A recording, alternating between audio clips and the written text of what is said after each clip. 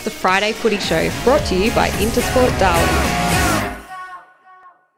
Hello and welcome to the Friday Footy Show, once again presented by Intersport Darwin. Today I'm joined by Josh Cheek from St Mary's Footy Club. How are you today, Joshy? Yeah, good. Yourself? Good, mate. Good. Thanks for coming along today. Let's get straight into it, mate. Good to see Saints got a win on the board against the Tars. Big win, held them to only 3 goals. How do you see the game, mate, down on the field? It was very good, even from the get-go before the warm-up. You could tell there's definitely something in the air for us.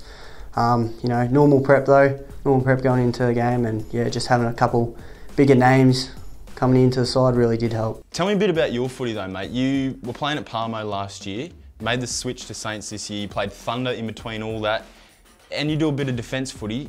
What do you kind of bring from the defence footy into a local comp like NTFL? So I found with NTFL, it's a lot more quicker, skills are really slick, but with Defence Force there's probably not as quick, but definitely more physical, more physical. Let's talk the week ahead. Grand final replay tonight at TIO. Your boys up against the Wanderers. It's always a good match, good rivalry. How will the Saints tackle this one, mate? I reckon we'll just go in like we've been going to every game, same game plan. Training this week, we've kept everything the same. I didn't play in the team last year for the grand final. It should be a good contest, good matchup. Righto, Cheeky, let's get into our round 5 tips. First up, it's you boys tonight. Saints 7:30 at TIO against the Wanderers. I'm definitely going to have to say the Saints on that one. Saturday games, first game on Tiwi Islands. Tiwi will host the Palmerston Magpies at the Tiwi Oval, 2 p.m.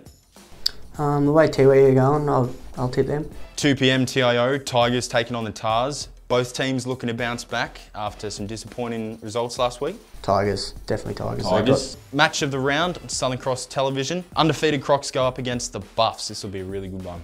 Well, I'm going to have to go with the Buffs on this one. It's a close one, mate. The Buffs it is. Well, Cheeky, play of the round. It's back every week. The best play gets voted on by the fans. Do you want to do the honours this week and read out our winner?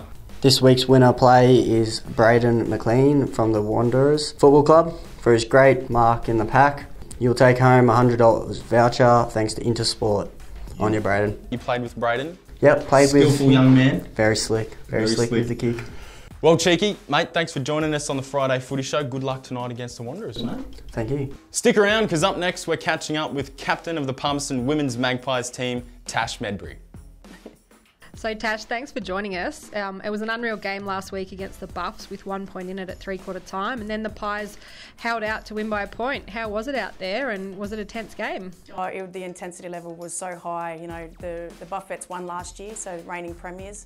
So I just said to the girls that we had nothing to lose, and just to go out there and use our skill and our speed, and you know, everyone played their part in the team. You know, from the bench to the players out on the field as well. But it was just an unreal feeling, and the crowd that was there was amazing as well, so that really got us over the line. The Pies are looking strong early this season, and you've won all 3 games that you've played. What's been the difference this year, do you think? The team's really gelling as well.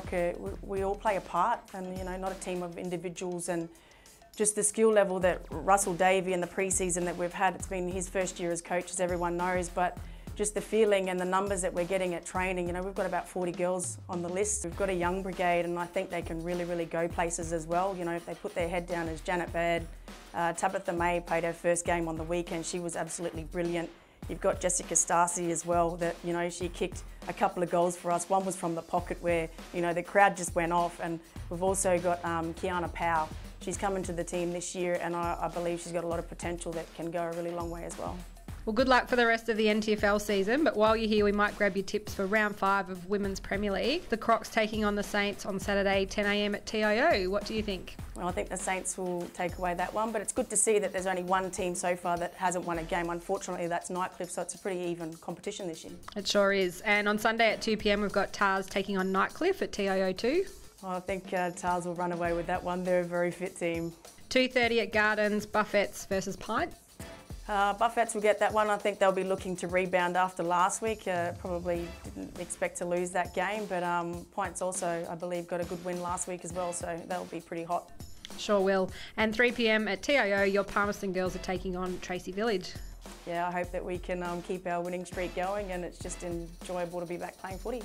Awesome. Thanks heaps, Tash, and all the best for the rest of the season. Thank you. Let's take a quick look around the grounds.